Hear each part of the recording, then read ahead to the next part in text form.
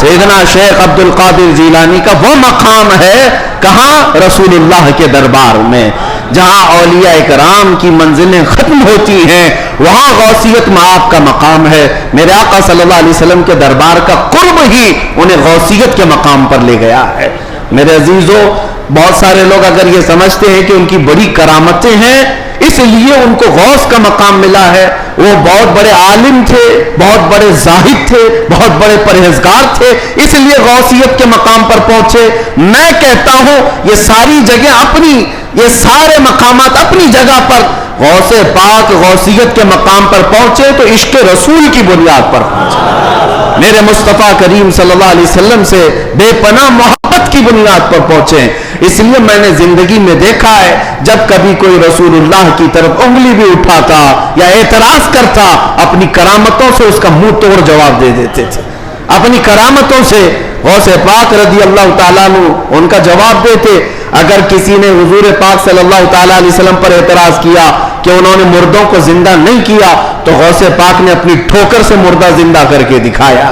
400 سال بعد غوث پاک رضی اللہ تعالیٰ عنہ اعلان کرتے تھے تو رسول اللہ کے بارے میں بات کرتا ہے، میں ان کے بیٹے کے بیٹے کے بیٹے کے بیٹے کے بیٹے 400 سال بعد آیا ہوں اور اللہ نے میرے پاؤں میں یہ طاقت دی ہے کہ قبر کو ٹھوکر لگاؤں تو مردہ زندہ کھڑا ہو جائے، اور جس کی میں نسل سے ہوں وہ اگر کہیں ٹھوکر لگائے پورا قبرستان کھڑا ہو سکتا ہے۔ نبی پاک صلی اللہ تعالیٰ علیہ وسلم کی ذات پر اگر کوئی انگلی اٹھاتا میرے غوث اس کو اپنی کرامت سے جواب دیا کرتے۔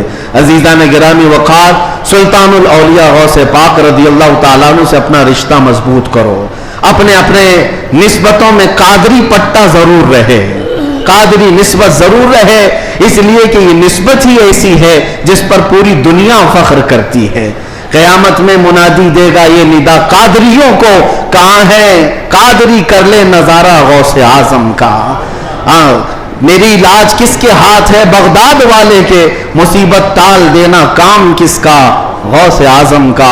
اسی لیے میرے عزیزو، ہم نے غوث پاک رضی اللہ تعالیٰ عنہ کی زندگی پاک میں دیکھا ہے اللہ تعالیٰ نے ان کو تصرف دیا تھا، وہ طاقت عطا کی تھی کہ وہ اللہ کریم کی بارگاہ میں ایسی مقبولیت کے مقام پر تھے کہ خلاف عادت کام ان سے صادر ہوئے۔ خلاف عادت کام جب اولیاء سے ہوتے ہیں اسی کو کرامت کہتے ہیں۔ بعض لوگ ابھی عقل کے گھوڑے دوڑاتے اور کہتے ہیں ایسا کیسے ہو سکتا ہے، یہ سب تو مولانا لوگوں کی پھکائی ہے، یہ جملے بازی ہے۔ ان کو قرآن پاک سے اگر تعلق ہو تو میں بتاؤں۔ اب میں ایک بات آپ سے بتاتا ہوں، غوث پاک کی ایک کرامت جس پر ابھی میں چند دن پہلے سن رہا تھا، کوئی بیچارہ جس کی عقل پر فالج کا اثر ہوا ہے۔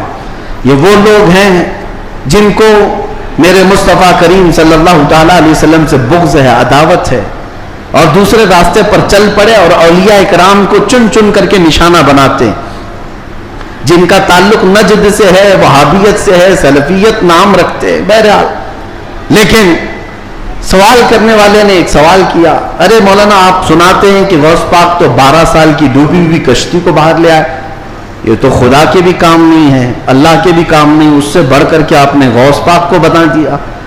میرے عزیزوں، میں آپ کو بتاتا ہوں بات ہوئی کیا تھی۔ دریا کے کنارے سے آپ کا گزر ہو رہا تھا، ایک بوڑھی عورت کو روتے ہوئے دیکھا، مرید سے پوچھا پوچھو اس کو کیا بات ہے، کیوں روتی ہے؟ معلوم کیا تو پتا چلا کہ اس خاتون کا اکلوتا بیٹا تھا، بڑے نازوں سے پالا تھا، اس عورت نے شادی کی، برات آ رہی تھی اور کشتی جو ہے دریا میں غرق ہو گئی، ڈوب گئی، باہر نہ آ سکی۔ مشہور کرامت ہے غوث پاک کی۔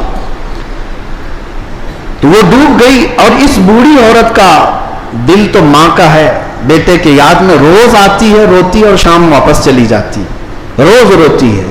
غوث پاک رضی اللہ تعالیٰ عنہ کو اس پر رحم آیا، اللہ کریم کی بارگاہ میں سفارش کی، اے رب کریم تو نیست سے ہست کرنے والا، تو پانی کے قطرے سے پورا انسان بنانے والا، تو راکھ کے ڈھیر کو بھی اگر چاہے تو زندہ انسان کھڑا کر دے، مولا قادر مطلق ہے، اس خاتون پر رحم فرما اور اس کا بیٹا واپس لوٹا دے۔ غوث پاک کی دعا چل رہی تھی، تھوڑی دیر دیکھنے کے بعد دریا میں ایک بھونچال سا طوفان سا آیا، پانی کے اندر ایک عجیب سی سرسراہٹ ہوئی. تھوڑی دیر کے بعد دیکھا تو ایک کشتی برآمد ہوئی. غوث پاک نے صرف اس خاتون کے بیٹے کی زندگی مانگی تھی, مگر صدقے میں اللہ نے پوری بارات کی زندگی لوٹا دی. پوری بارات واپس آ گئی اور وہ خوشی خوشی غوث پاک رضی اللہ تعالیٰ عنہ کا شکر کرتے ہوئے گھر گئے. 12 سال کے بعد مچھلیاں کھا گئی ہوں گی, کشتی کے پرزے ختم ہو گئے ہوں گے, لیکن رب ذوالجلال قادر مطلق ہم ان لوگوں کو یہی تو کہتے ہیں جو جلا کر کے سمجھتے ہیں کہ اب کوئی نہیں اٹھا سکتا ان کو, راکھ پانی میں بہا کر کے سمجھتے ہیں کہ اب ان کا حساب کتاب نہیں ہو سکتا.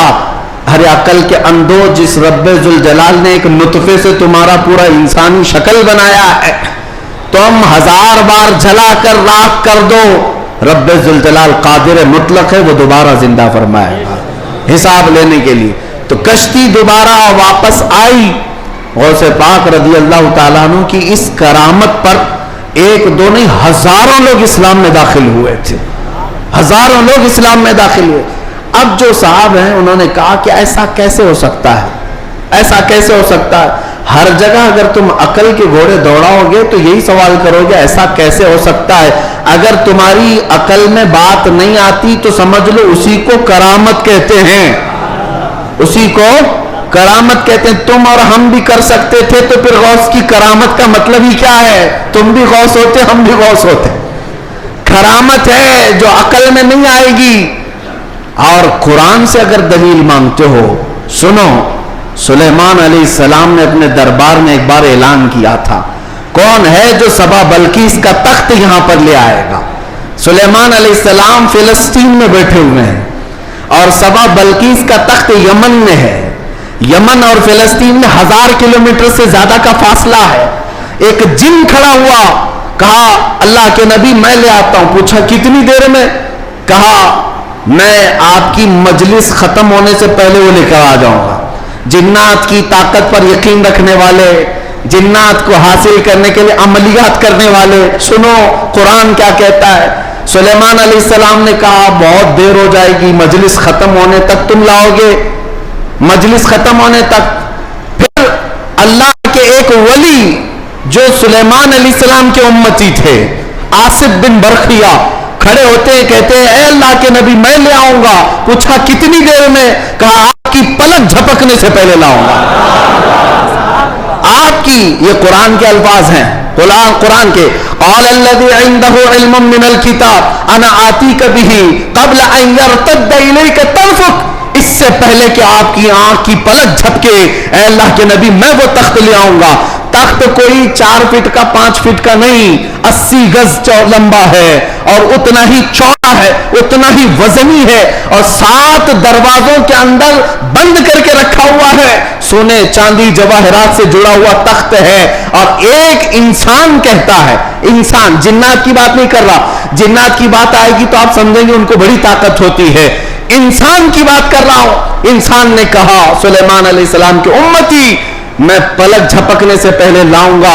یہ صرف اور صرف بات نہیں تھی, حضرت سلیمان علیہ السلام ابھی پلک کر ادھر دیکھ رہے تھے, وہ تخت حاضر کر چکے تھے, تخت حاضر کر چکے تھے. اب میں آپ کو یہ بتانا چاہتا ہوں, وہ سلیمان علیہ السلام خود اللہ کے نبی تھے, خود اللہ کے نبی. ارے وہ چاہتے تو خود ہی تخت کو طلب کر لیتے. اس قرآن کے واقعے کا مطلب مجھے یہ سمجھ میں آتا ہے, اللہ کے نبی نے دنیا کو یہ بتانا چاہا جو نبی کے قدموں میں بیٹھتا اس کی طاقت کا یہ ہے. نبی کی طاقت تو بہت دور, اور یہ بھی بنی اسرائیل کے نبی, بنی اسرائیل کے نبی سلیمان علیہ السلام, ان کے امتی کی طاقت کا حال یہ ہے, تو پھر سید الانبیاء محمد رسول اللہ اور ان کی امت کے عام اولیاء کی بات نہیں کر رہا ہوں. شیخ عبد القادر جیلانی جن کا ولی کی گردن پر ہے, وہ 12 سال کی کشتی واپس لے آئے تو تعجب کی بات نہیں, بلکہ ہم سمجھتے ہیں قرآن اس کرامت کو بالکل عینی طور پر بیان کر رہا ہے. عزیزان گرامی, میں دنیا کی یا دنیا کے نقش قدم پر چلنے والے, ہر چیز کو تھیوری اور پریکٹیکل پر آزمانے والے اور سائنس کی دنیا میں چلنے والے, ان کو کہتا ہوں آئنسٹائن نے کہا ہے, آئنسٹائن کا نام تو بہت لوگوں کو اچھی طرح سے یاد ہوگا, اس کی تسبیح بھی پڑھتے ہوں گے. الحمدللہ ہم غوث پاک کی تسبیح پڑھتے ہیں. اب اسی آئنسٹائن کی بات کر رہا ہوں جس نے یہ کہا ہے کہ میں نے کائنات کو دیکھنے کی کوشش کی. سنو, کائنات کو دیکھنے کی کوشش کی اور چاند تک اور سورج تک اور بہت سارے مقامات تک دیکھنے کی رسائی حاصل کر لیا. اور اس نے کہا کائنات کا جو کنارہ, ایک کنارہ میں نے دیکھا, اس کے لیے وہ کہتا ہے 2 کروڑ نوری سال لگ جائیں گے. 2 کروڑ نوری سال. نوری سال کس کو کہتے ہیں پتہ ہے؟ یہ جو سال ہمارے چل رہے ہیں, یہ سال صبح ہوتی ہے 6 بجے صبح ہوئی, شام میں 6 بجے سورج ڈوبا, آرام سے دن چل رہے ہیں. نوری سال اس کو نہیں کہتے. نوری سال 1 منٹ میں 1,80,000 کلومیٹر کا سفر کرتا ہے. 1 منٹ میں 1,80,000 کلومیٹر کا سفر طے ہو جاتا ہے نوری سال میں. اس طرح 1 منٹ کی بات کر رہا ہوں, 1 منٹ کی, اس طرح کے 2 کروڑ سال لگ جائیں گے کائنات کو دیکھنے کے لیے.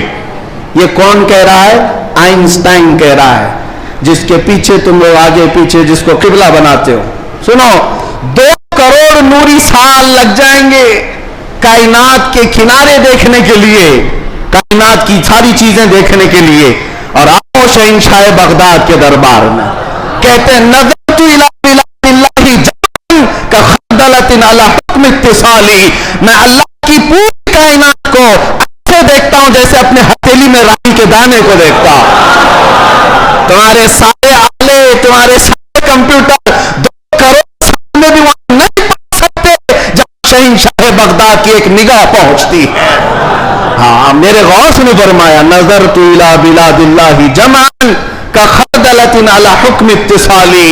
میں اللہ کے پورے شہروں کو, کائنات کو ایسے دیکھ رہا ہوں جیسے اپنے ہتھیلی میں رائی کے دانے کو دیکھ رہا ہوں.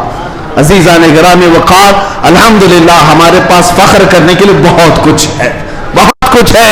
غوثیت معاد کی نسبت میں ہی اعلیٰ حضرت کو مجدد بنایا ہے, اعلیٰ حضرت کو مجدد بنایا ہے. اور امام اہل سنت فاضل بریلوی اسی نسبت پر فخر کرتے ہیں. دیکھا جائے تو امام اہل سنت اعلیٰ حضرت نے تقریباً 1000 سے زیادہ کتابیں لکھ ڈالی ہیں. 55 علوم پر اللہ نے مہارت تام عطا کی ہے اور بہت سارے شاگردوں کی کھیت تیار کی ہے. امت پر ایک بہت بڑا امتیوں پر احسان ہے. لیکن ساری چیزیں اپنی جگہ پر, قرآن کا ترجمہ کیا ہے, فتاوی رضویہ شریف ہے, بارگاہ مصطفیٰ میں ہدایت بخشش ہے, بہت سارے کام ہیں. لیکن جب رسول اللہ کے دربار میں حاضر ہوتے ہیں, اعلیٰ حضرت یہ نہیں کہتے یا رسول اللہ میں فتاوی رضویہ لے کے آیا ہوں, میں کنز الایمان لے کر کے آیا ہوں, میں ہدایت بخشش لے کے آیا ہوں, بلکہ اعلیٰ حضرت یہ کہتے ہیں تیری سرکار میں لاتا ہے رضا اس کو شفیع جو میرا غوث ہے اور لاڈلا بیٹا تیرا. نسبت کے لیے بھی بارگاہ مصطفیٰ میں اعلیٰ حضرت نے اگر کسی بات پر فخر کیا ہے تو غوثیت کی نسبت پر فخر کیا ہے. یا رسول اللہ تیری سرکار میں لاتا ہے رضا اس کو شفیع جو میرا غوث ہے اور لاڈلا بیٹا تیرا.